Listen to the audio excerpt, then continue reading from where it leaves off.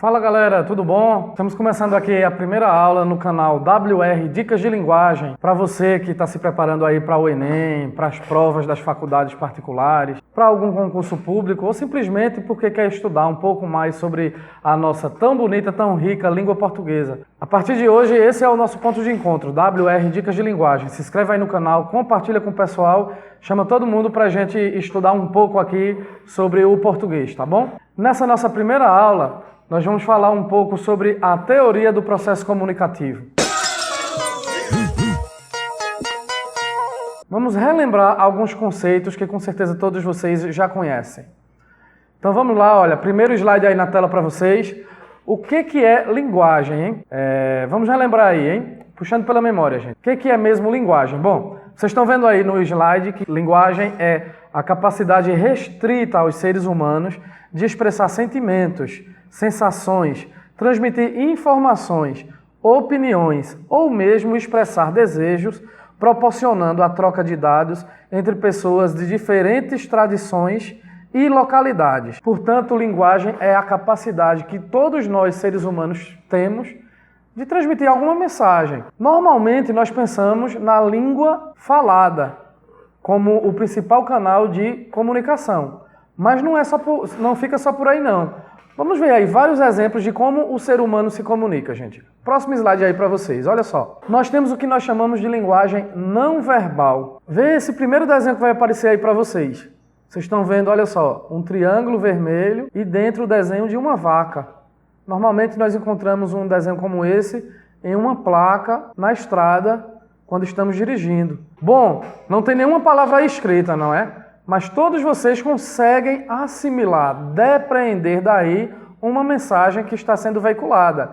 É que naquela estrada, naquele trecho, é perigoso circular em alta velocidade porque corre o risco de bater em algum animal que esteja cruzando a pista. Vamos ver a próxima imagem que vai aparecer aí para vocês. Um outro desenho também, olha só.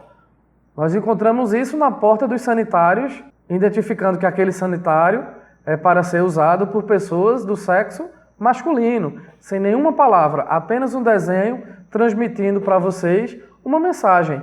Próximo desenho que vai aparecer para aí, olha, quando alguém faz esse gesto, utilizando para isso apenas uma parte do seu corpo, colocando o dedo junto da boca, transversalmente. Todos vocês conseguem entender que essa pessoa está fazendo um pedido. Esse gesto aí transmite uma mensagem. Portanto, isso também é linguagem. A gente sabe que isso aí significa que alguém está pedindo silêncio. Olha só, a linguagem é tão rica que até uma simples cor transmite uma mensagem para a gente. Vê essa próxima imagem aí. Onde é que a gente vê isso, hein, gente? No jogo de futebol, hein? Quando o juiz mostra para um jogador um cartão com a cor vermelha, todos nós entendemos o que é que o juiz está dizendo com isso. Está transmitindo uma mensagem, ele está expulsando de campo aquele jogador. Então, uma simples cor também é responsável por transmitir mensagem. Um outro gesto que é muito comum, próximo desenho aí para vocês, olha só, algumas pessoas mal educadas, né? Quando nós estamos com raiva de alguém, olha esse gesto aí, levantando o dedo do meio em direção a uma pessoa. Isso aí também transmite uma mensagem, não é?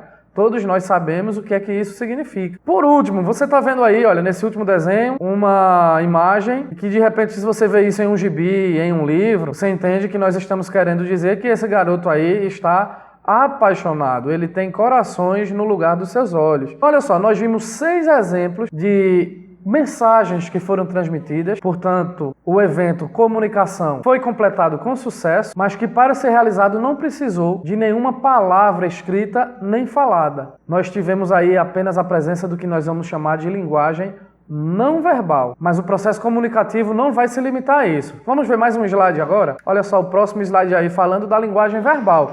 É claro que a linguagem verbal é o principal meio que nós utilizamos e é isso que nos diferencia de todos os outros animais para transmitir uma mensagem. Olha a definição que vocês vão ver aí no slide, vê só. A língua é o conjunto de sinais que determinadas comunidades usam para se comunicar. Gente, olha só, ao longo do tempo, durante séculos e séculos, eu não estou falando de anos, estou falando de séculos, de milênios, foram se formando, se originando línguas em determinadas regiões do mundo, umas mais parecidas com as outras, umas mais diferentes que as outras, mas todas elas se valem do que nós chamamos de signos linguísticos. Bom, costumeiramente nós vamos chamar isso de letras. Ora, Eu tenho certeza que todos vocês vão conseguir me responder facilmente essa pergunta.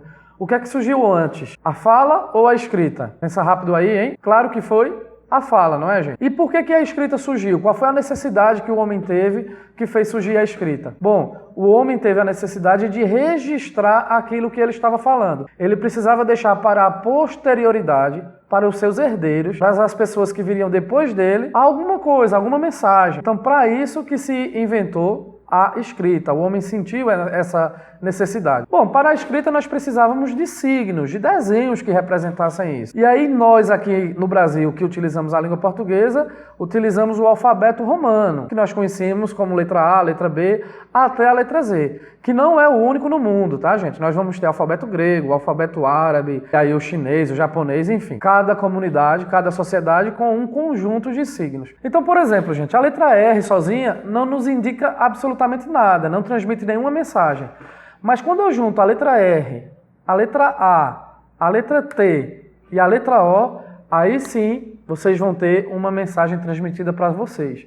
Porque esses 4 símbolos, esses 4 signos, que nós chamamos de letras, juntos, eles nos transmitem uma mensagem. Mas o que eu quero que vocês entendam além disso é o seguinte, é que o significado que a gente dá para esses signos R, A, T, O, é totalmente arbitrário. O que é que significa ser arbitrário?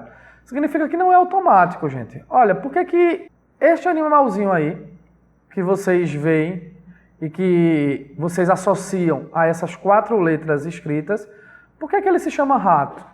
Não existe nenhuma lógica para isso. Tanto que em inglês não se chama rato, se chama mouse. Tanto que em espanhol não se chama rato, se chama ratón. E cada sociedade atribuiu para esse mesmo animal um conjunto de signos diferentes. Então, por exemplo, na palavra rato, se você tira o R e troca para um outro signo, o G, todos vocês automaticamente vão atribuir a esse significante, a esses signos que estão aí, G, A, T, O, o significado de um outro animal. Gato, um animal. Mas outras pessoas, em determinadas regiões, determinados grupos, podem atribuir outros sentidos a esses mesmos signos. Por exemplo, quando alguém faz uma ligação elétrica clandestina lá da casa do vizinho, nós chamamos isso também de gato. Ou quando o jogador de futebol altera a sua idade para não jogar no sub-20 e sim no sub-18, nós também chamamos isso de gato. Por isso que eu estou dizendo para vocês que os signos são arbitrários. Não obrigatoriamente as letras G, A, T, O têm que se referir a um animal. Não obrigatoriamente o R, A, T, O tem que se referir a um animal. Por exemplo, vocês estão vendo aí agora a imagem de um animal que late e que nós chamamos em português de cachorro. Mas em outras sociedades, em outras civilizações, ele tem o nome de perro, como em espanhol, ou tem o nome de dog, como em inglês. Portanto, lembra sempre disso, os signos são arbitrários. Nós atribuímos significados a eles de uma forma arbitrária. Nós poderíamos fazer um acordo aqui entre nós e, a partir de hoje, dizer que o animal que late não se chama cachorro, que se chama rinoceronte, enfim. São acordos que existem, que são feitos entre as sociedades, tá bom? Bom, vamos continuar aí então. Próximo slide, nós vamos falar sobre os tipos de textos e eu vou comparar isso para vocês com os gêneros de texto. Porque quando nós nos comunicamos, nós não usamos somente a palavra, nós não usamos somente a frase, nem somente a oração, nem mesmo um período. Nós usamos uma unidade maior do que tudo isso, que nós chamamos de texto. Gêneros textuais, gente. Vê só aí a definição do que são os gêneros textuais. As inúmeras possibilidades de se expressar levaram a uma organização conhecida como gêneros textuais. Esse slide que vocês estão vendo aí, por exemplo, é um gênero textual. Então, vê só, gente, toda vez que nós vamos nos comunicar com alguém, que nós elaboramos um texto, nós estamos criando um gênero textual. Quantos são, hein? Bom, gente, são centenas, talvez milhares. Olha só, quando você está conversando com seu amigo no WhatsApp e tem uma conversa como essa aí, por exemplo, olha, uma conversa no WhatsApp é um gênero textual. Ela tem características próprias. Por exemplo, nós não temos tanto apego gramatical, tanta preocupação, não é, com vírgulas, com acentos, características totalmente diferentes de quando você vai escrever um outro texto, como uma redação ou um relatório na escola, na faculdade. Então, olha só alguns dos gêneros textuais que nós conhecemos, que nós lidamos com ele no dia a dia, ao longo da nossa vida. Um exemplo, gente, bula de remédio é um gênero textual. tem características próprias totalmente diferentes da carta, que é um outro gênero textual, que por si só já é diferente de um outro gênero como poema, que é diferente da receita, que é diferente de uma notícia. E aí olha só outros exemplos de gêneros textuais. Uma postagem no Facebook, um chat ou um Twitter, né, que tem uma característica muito própria, que é o limite de signos, de caracteres que você pode utilizar. E também alguns gêneros que são somente orais, que não são escritos, como por exemplo uma palestra, ou um debate entre candidatos em uma eleição, ou um seminário, ou, por exemplo, uma videoaula, como eu estou fazendo para vocês. Tudo isso é exemplo de gênero textual. Uma piada é um exemplo de gênero textual. Portanto, em todas as situações que nós precisamos nos comunicar, nós utilizamos um gênero textual, com características diferentes de outros gêneros textuais que nós vamos utilizar somente em outras ocasiões, ok? Então, em todos os momentos que nós vamos nos comunicar com alguém, é um gênero textual que nós produzimos. Desde a nossa casa, quando nós pedimos alguma coisa ao nosso pai, à nossa mãe, até na hora de apresentar um trabalho, de escrever uma redação, de deixar um bilhete, de mandar um WhatsApp para nosso amigo. Gêneros textuais são os textos que nós produzimos no dia a dia, com características próprias e imutáveis em função de tempo, por exemplo, de espaço geográfico, enfim. Vamos continuar? Diferentemente dos tipos textuais que apresentam uma estrutura bem definida, os gêneros textuais são diversos, são muitos e cumprem uma função social específica. Lembra bem disso, viu, gente? Gênero textual cumpre uma função social específica. Além disso, os gêneros podem sofrer modificações ao longo do tempo. Por exemplo, eu falei para vocês de carta como gênero textual. A maioria de vocês nunca escreveu ou nunca leu uma carta, não é? Porque ao longo do tempo a carta foi trocada pelo e-mail, que manteve algumas características, como por exemplo a necessidade de um destinatário, de um remetente, mas alterou algumas outras características. Já os tipos textuais, que nós costumamos também estudar na escola, são conjuntos de enunciados organizados em uma estrutura bem definida e facilmente identificada por suas características predominantes. Bom, é aquilo que mais trabalhamos, que mais estudamos. Narrativo, descritivo, injuntivo e, sobretudo, o nosso foco principal nas nossas aulas aqui, o argumentativo, dissertativo. Mas vamos falar antes, por exemplo, do descritivo. O que é o tipo descritivo? Para que serve, hein, gente? Olha aí a definição no próximo slide. É aquele que traz elementos que descrevem características de uma pessoa ou qualquer outro ser vivo, de uma cena, de um ambiente ou mesmo de um objeto. Então, todas as vezes que nós precisamos caracterizar alguém, dizer como foi a aula, dizer como foi o jogo de futebol ontem, dizer como é a nossa cidade, nós vamos usar um texto do tipo descritivo. Quais são as características que nós vamos ter em um texto como esse, gente? Olha aí as principais. É um retrato verbal. Nós temos a ausência de ação, né? Nós não temos ações ocorrendo em um texto descritivo.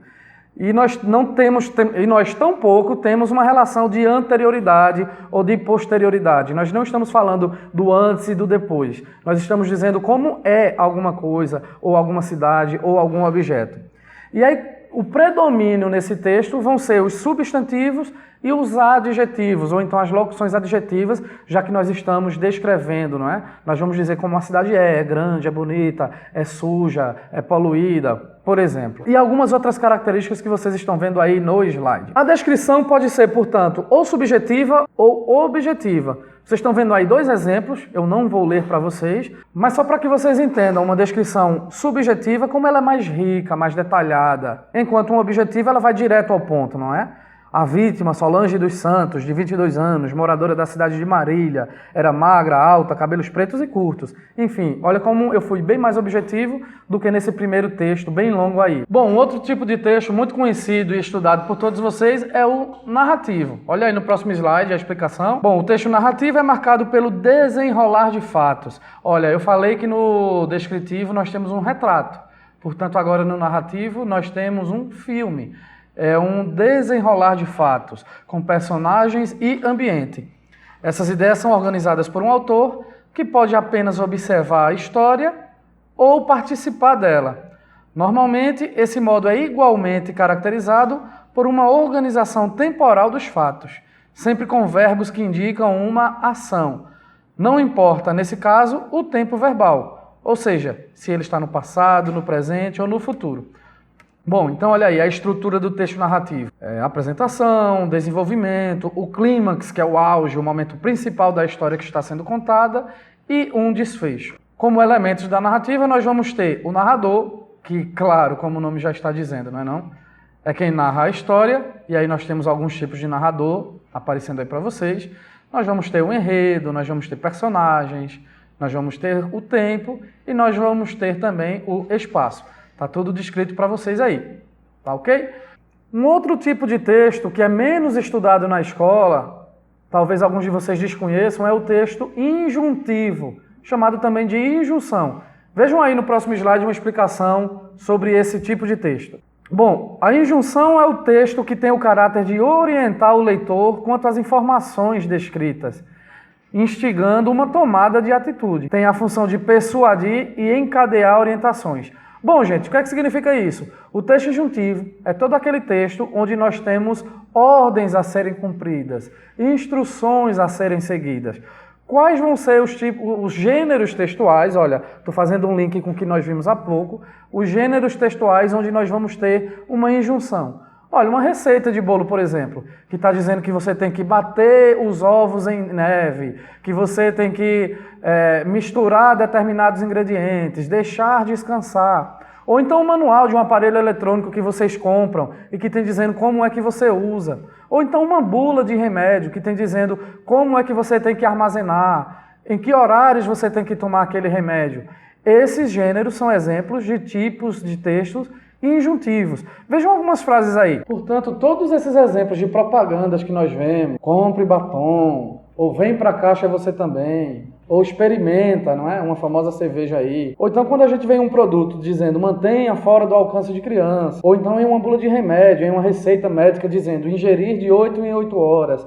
Todos esses gêneros textuais são exemplos do tipo injuntivo, também chamado de injunção, ok? Bom, o último tipo de texto de que nós vamos falar, e é o principal, e é sobre ele que serão as nossas próximas aulas, é o tipo de texto argumentativo. É ele que é cobrado na redação do Enem, dos vestibulares das faculdades particulares, em alguns concursos públicos, etc. Bom, o que é mesmo o texto dissertativo? Vamos lá para o nosso último slide. Consiste no encadeamento de ideias, é defender um ponto de vista. Isso que significa dissertar. É convencer o interlocutor, que é quem vai ler o conteúdo escrito, acerca do seu posicionamento sobre qualquer assunto. A estrutura textual da redação dissertativa argumentativa tem 3 partes fundamentais, que são a introdução, o desenvolvimento e a conclusão. Ok, gente? Bom, na nossa próxima aula nós vamos nos detalhar sobre como fazer uma introdução nota 10, uma introdução perfeita. Não percam o nosso próximo encontro, então. Até lá, hein?